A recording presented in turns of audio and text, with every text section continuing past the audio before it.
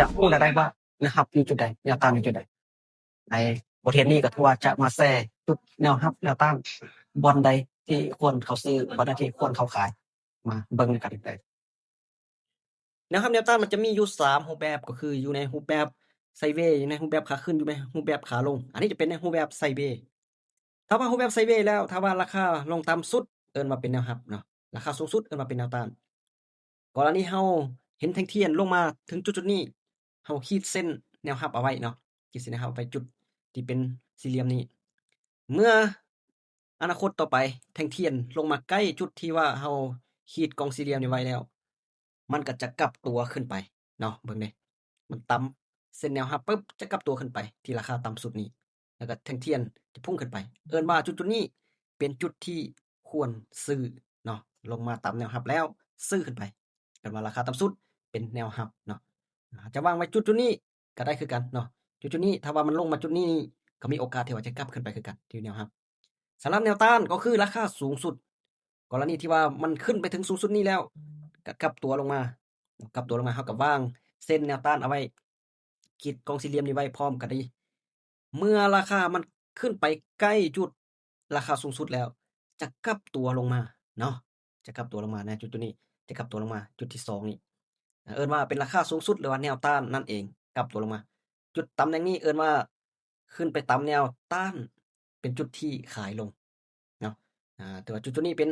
จุด liquidity ก็คือว่าจุดกายขึ้นไปเนาะแต่ว่ามาถึงจุดที่3จุดที่4นี่เมื่อต่ำแนวต้านเป๊ะลงมาปั๊บเนาะขึ้นไปตามแนวต้านปั๊บอีกจังลงมาอีกเอิ้นว่าจุดที่ควรซื้อหรือควรขายเนาะอันนี้ควรซื้อขึ้นไปอันนี้ควรขายลงไปเนาะอันนี้ส่วนที่ว่าเป็นไซด์เวย์รูปแบบที่1ของแนวรับแนวต้านรูปแบบที่2จุดที่เป็นแนวรับแนวต้านของเทรนขาขึ้นเทรนขาขึ้นอาจจะวางเสลียงขึ้นไปแบบนี้เนาะจะวางเสลียงขึ้นไปแบบนี้กรณีราคาทั้งลุ่มนี้เอิ้นว่าการวางเสลียงของแนวรับเนาะหรือว่าซัปพอร์ตนั่นเอง resistance นี่จุดราคาทางเทิง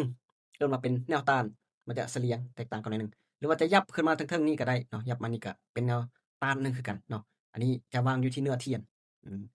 ถ้าทั้งรูปนี้เบิ่งนี่มันขึ้นไปแล้วมันจะลงมาเฮาวางถ้าเฮาเห็นแท่งเทียนแท่งนี้เนาะเฮาวางแนวรับขึ้นไปแล้วเนาะเบิ่งเดี๋ยวมันขึ้นลงมาต่ำเป๊ะกลับขึ้นไปเป็นจุดที่2ลงมาใกล้ๆปั๊บกลับขึ้นไปเป็นจุดที่3ลงมาใกล้ปั๊บเป็นจุดที่4ลงใกล้ปั๊บจุดที่5เอิ้นว่าเป็นจุดที่ตำแหน่งต่ำแนวรับจุดที่ซื้อขึ้นไปเนาะจุดควรซื้อขึ้นไปจุดที่ควรขายลงก็คือขึ้นไปเนาะจุดๆนี้เป็นราคาสูงสุดแล้ววางขีดเส้นขึ้นไปขึ้นไปตามครั้งที่1ลงมาเนาะลงขึ้นไปครั้งที่2ลงมาครั้งที่3ลงมาครั้งที่4ลงมาเอิ้นว่าเป็นจุดขายลงมาเป็นจุดแนวต้านอยู่ในช่วงที่ว่าเป็นเทรนขาขึ้นรูปแบบนี้การวางรับแนวต้านมันก็จะค่อนข้างว่ายากกว่าช่วงไซด์เวย์หน่อยหนึ่งเพราะช่วงไซด์เวย์มันจะซื่อๆไปเนาะช่วงขาขึ้นหรือขาลงนี่มันจะเสลียงเนาะนี่ขาขึ้นเสลียงขึ้นไปเนาะ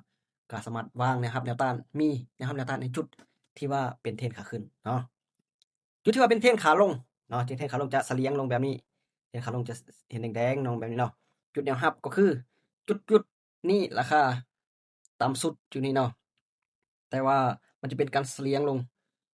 อันนี้จะเป็น High แล้วก็ Low แล้วก็ High แล้วก็ Low แล้วก็ High แล้วก็ Low ลักษณะว่าสูงต่ำสูงต่ำสูงต่ำลงแบบนี้จุดต่ำสุดแบบนี้เอิ้นว่าเป็นจุดแนวรับเนาะเมื่อมาต่ำแนวรับแล้วจุดที่ว่าควรออกออร์เดอร์ซื้อขึ้นไปเนาะถ้าว่าแนวต้านนี่เด้จุดๆนี้แนวต้านขึ้นไปถ้าเราวางเส้นเสลียงลงไปแล้วมันขึ้นไปตามแนวต้าน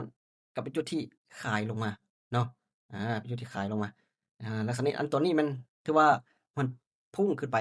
ทะลุแนวต้านขึ้นไปแล้วอันนี้มันจุดที่ว่าออกออร์เดอร์ต่างหากแล้วเพียงแต่จะตัวอย่างให้เบิ่งว่าเป็นแนวรับแนวต้านในช่วงเทรนขาลงมันจะเป็นแบบนี้เนาะก็จะมี3รูปแบบแนวรับแนวต้านในช่วงเทรนขาลงแล้วก็เทรนขาขึ้นแล้วก็ไซด์เวย์ส่วนหลายแล้วเขาจะใช้ในช่วงไซด์เวย์จะได้ผลได้หลายกว่าเนาะในช่วงที่ว่าเป็นแนวรับแนวต้าน